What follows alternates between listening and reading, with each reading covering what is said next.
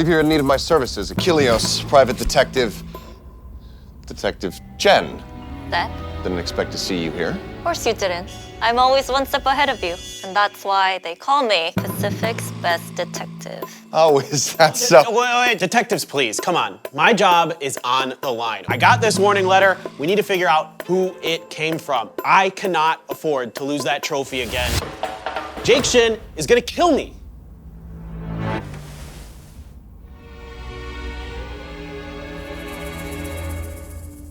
Well, Jenn, looks like we'll determine who the best detective in Pacific really is. Yeah, whatever. But first, let's set the stage.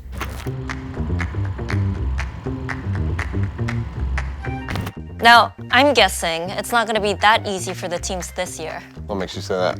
Triple elimination. That means 3 strikes and you're out this time. More games, more opportunities for the teams. And I'm guessing you've seen this already?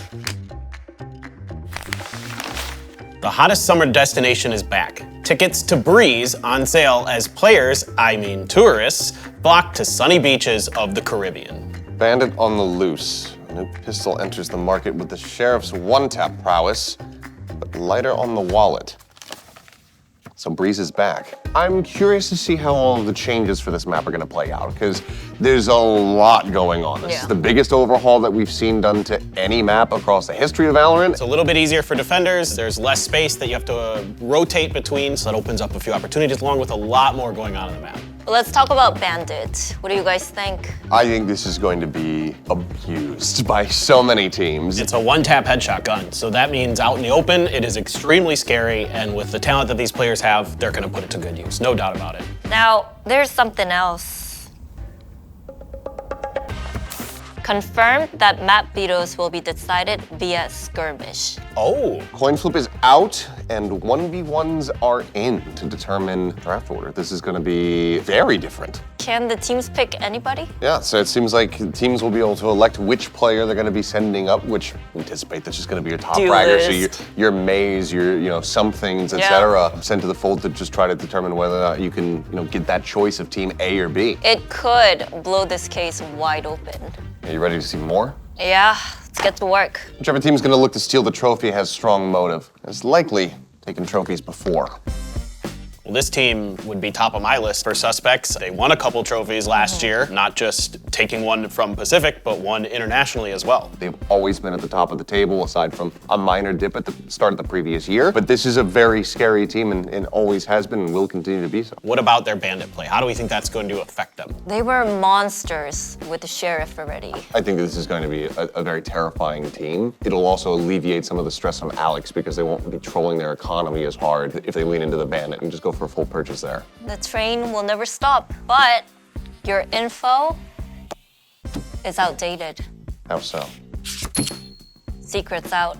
Oh, Envy. This is maybe the biggest pickup, I think, of the offseason. Envy has always been such a dominant player. He's always had phenomenal impact for the games when he was playing on Team Secret. He has great util, great patience. He adds extra depth to this team, and he seemed to fit in immediately with them during the offseason. The firepower, top to bottom on Paper Rex, is unparalleled. I think everybody should be shaking their boots. Top suspect for me. Top suspect. Absolutely. I think we're onto something here, so let's go ahead and follow that thread and look at another team that has taken a trophy before. They want to prove that last year's trophy was not a fluke. Let's see. Won Stage 1, made it to Masters Toronto, made it to Valorant Champions 2025. Seems good enough. Surprisingly, no real changes for this team. The team sticking together and now having that experience on a global stage will hopefully set them up for more success in 2026 because they still have such incredible players. I mean, Jemkin continues to be one of the best in the world. Arguably the best player in Pacific. I mean, if you look at all the metrics, all the stats, this guy is constantly topping the charts. So Jemkin, absolutely a threat no matter what. The good news is you seem to have a solid IGL with Crazy Guy. He comes in, you win a trophy. Everybody else looks really solid behind his calling. If they continue to play well under Ewok's tutelage, Ewok? That's old news. Look what I got in the mail. Hey coach. Hey coach. I think we pretty much handled everything now, but I have some notes I want to share about the players. First, Monyet needs to get his belly rubbed counterclockwise to the beat of Making Waves. And for Crazy Guy, you have to make sure his haircut is exactly the same as 10 years ago. Got it. I'm taking notes now. Okay, and the most important thing, Jemkin needs to have his weekly stakes, otherwise he'll just run it down. I got it. I can make it happen. So this is the new guy. Yeah. Goodbye Ewok and hello Jovi. He seems like such a nice guy. I just can't imagine him being the one that is gonna steal the trophy. I haven't really seen Jovi in this position, at least not in Pacific. Was an assistant coach last year alongside Frost, but now is taking up the mantle of head coach with the Warbirds as his assistant. The biggest challenge is gonna be mental, just getting them to those big moments, winning those trophies, getting to the internationals, and doing well there too. But do we really see RQ abusing Bandit?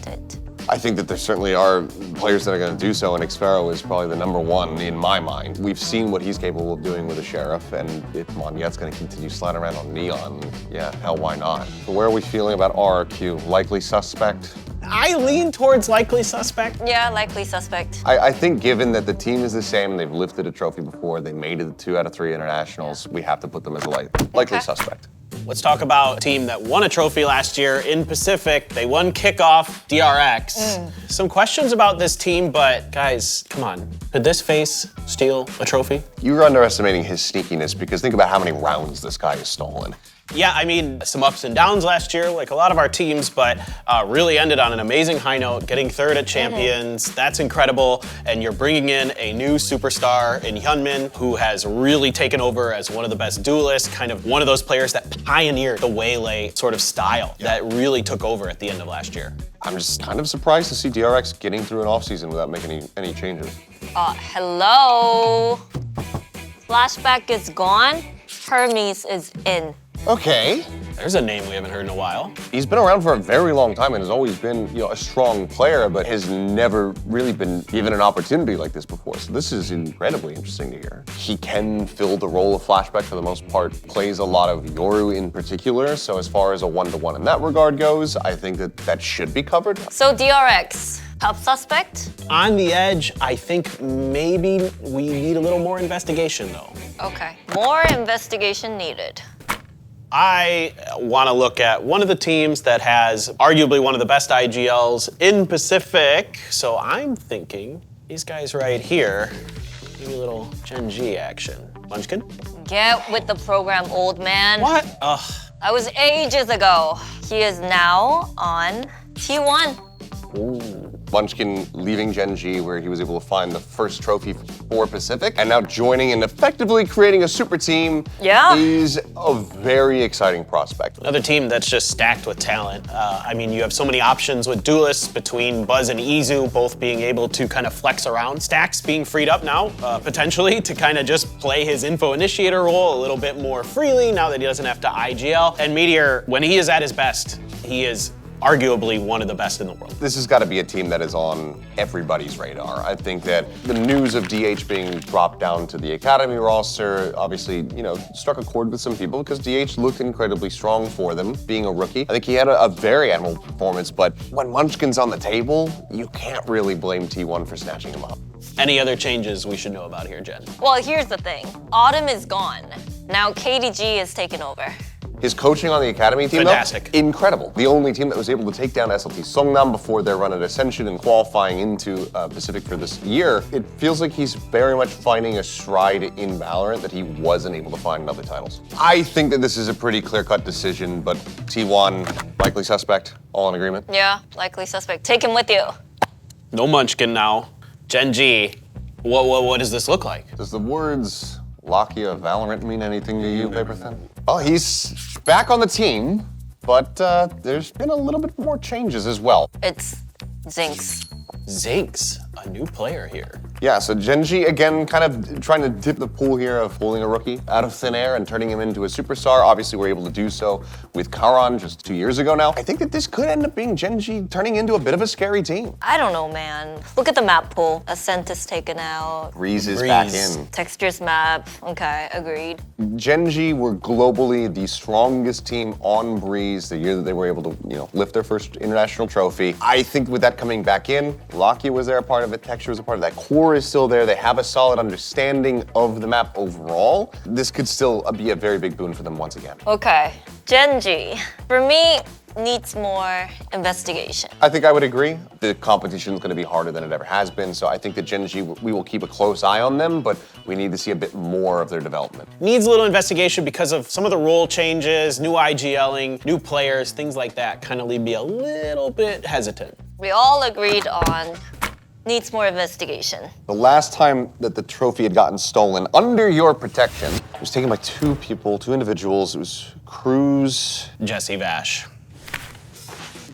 What is he doing in there? 10-10 on Secret? This one definitely surprised me. I mean, a brother of Meteor, he is an incredible individual player. We've seen glimpses of greatness from him when he was on ZETA, when he's filled in last year. Clearly, there's some potential there. It's just, is this gonna be the right place maybe for him to kind of fill in and thrive? We see Sylvan getting picked up as well. Sylvan was instrumental in T1's success over at Bangkok, but is all of this going to be able to mesh is ultimately my question, because additionally, you also have Berserks that is joining this team. Coaching change as well. It's just to add more chaos to the mix here for Team Secret. But is it a team that we would consider as a likely suspect, or that would need more investigation, or is just wholly unlikely? Unlikely. I could go either way. I think that there's just too many changes that are happening all at once. I'm gonna have to go with unlikely.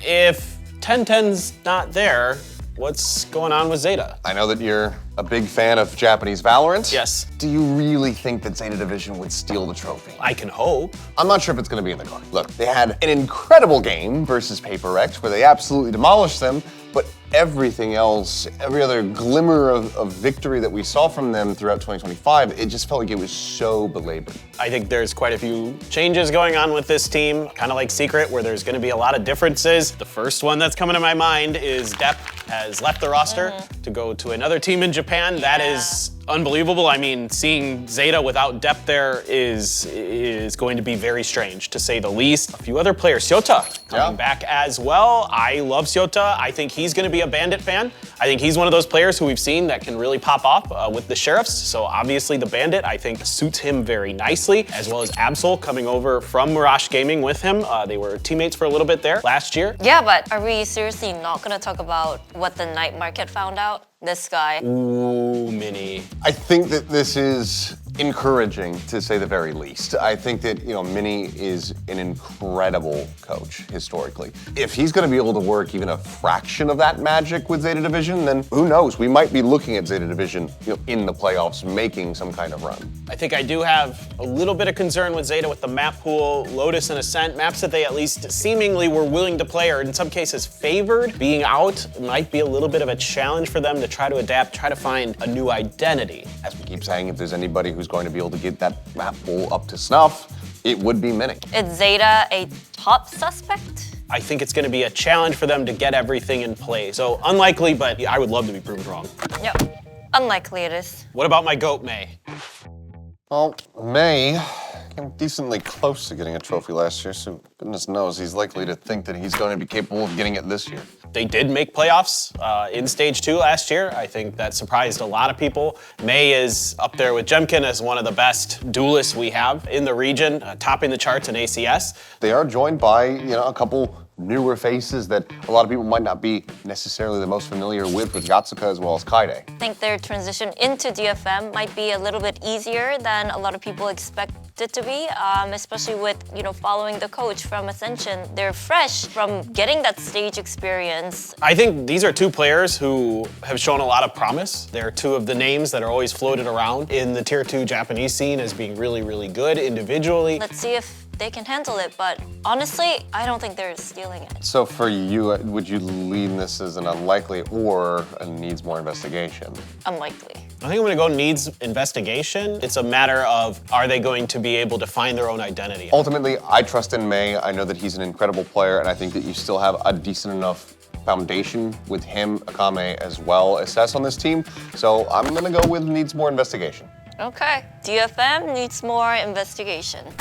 DFM made it to playoffs last year, but they were eliminated by Longshan Red Force. First year in Tier 1 last year, they got hit hard. We had a lot of hype surrounding this team, Downbeat playing a play style that no one else was really going for, but then they got hit by a patch and suddenly Neon can't get away with nearly as much as she used to. I think the biggest thing that we've seen is the departure of Persia, as surprisingly to everybody, he was not playing at Ascension. It was Xross who kind of came out of the blue and also looked very good and was instrumental in this run being completed for them to requalify. So Xross, I think it makes some sense that you're making a little bit of a change there. Is Breeze, with the changes that we're gonna see on the map, a map where they can lean into Neon potentially and maybe get some value out of that is a question for me. What is really cool for me though for Nongshim is seeing Francis just be absolutely crazy good. He can frag out of his mind, and that's one of the big pluses they have going for them. So Nongshim, this is a tricky one.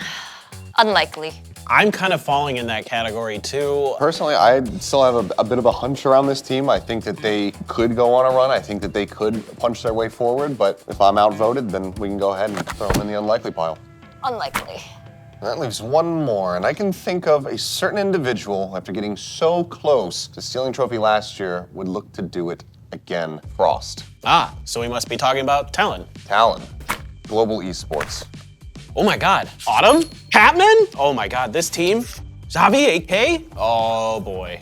Frost has been hanging out with this new roster. Frost actually put a lot and invested a lot into putting this roster together, and I think he can do it. This team has never managed to make it to a playoffs before, which sounds crazy because they've been very close several times. It feels like this could finally be the time for them to kind of break that barrier. I mean, you've got Patman joining this team. This guy has lifted a trophy with PaperX in Toronto. You've got Autumn, who has an immense amount of experience over in China playing at FDX, and he has global experience. Yonatan and Crystal, who were two of the strongest players for this team last year, if not the strongest player. Like, this team is gonna pull rabbits out of the hat at times. They're gonna win rounds they shouldn't, and those are the signs of a team that is going to be doing damage, probably making decent runs. How much damage? Damage enough to be the top suspect? I want to see how it all gets fleshed out, so for me, it's going to be needs more investigation. I'm also on needs more investigation, but I'm so close to leaning to contender. Global esports, more investigation. Okay, has anyone heard from Cruz? Well, Cruz is probably with Primi. Where's Primi? Where are the time? They're not So, here. actually, we do have two more suspects. Full Sense and Barrel. I love when you withhold information. Give me that.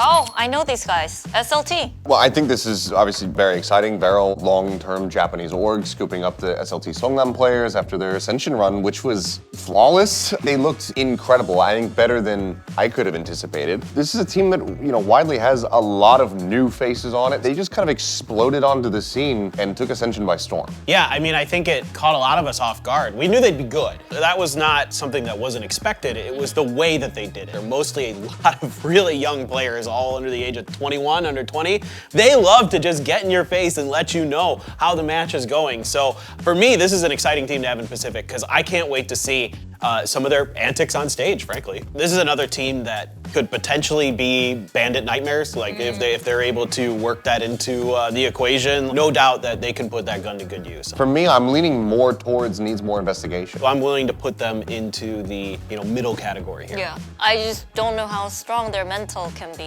It's good when you're winning. It's nice to have a lot of confidence, but once you lose and you keep losing, can you bounce back? Or is that gonna destroy you? Time will tell. Just nothing makes sense, and we're down to full sense. Okay, so full sense. Leviathan, Jet Boys kill Primi, tie, Cruz takes over as coach. Yeah?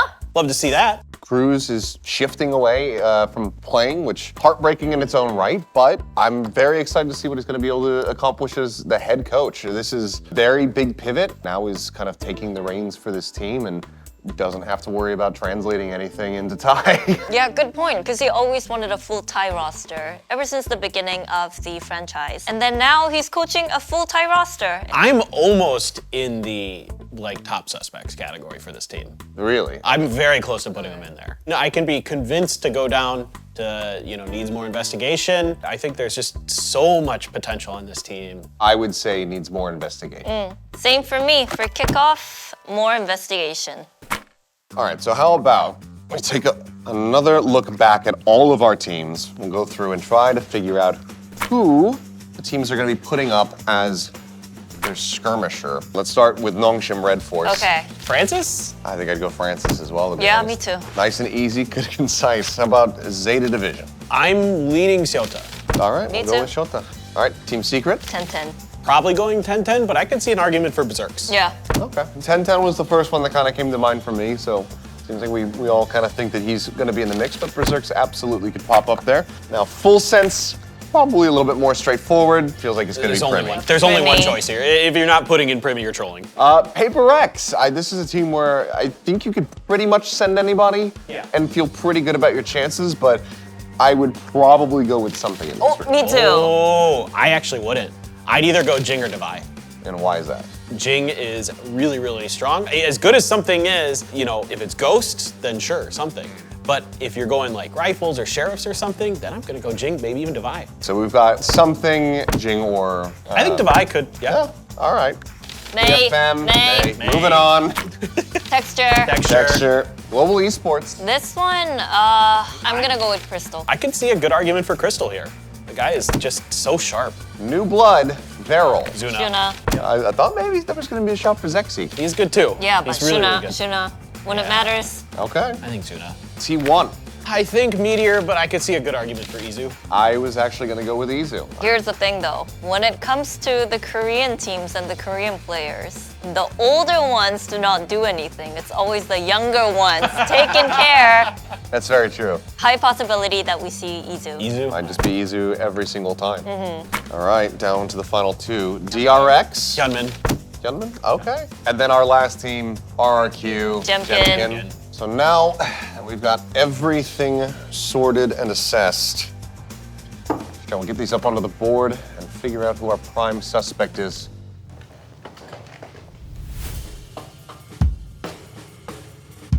This changes nothing. We're no closer to figuring this out. Nope, we need help.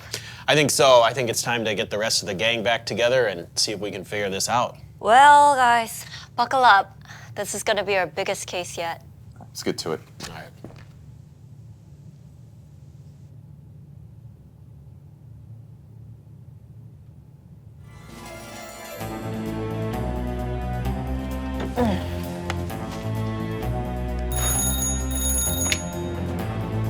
It's me. It's all good. They don't know it's you guys. It's all going according to the plan.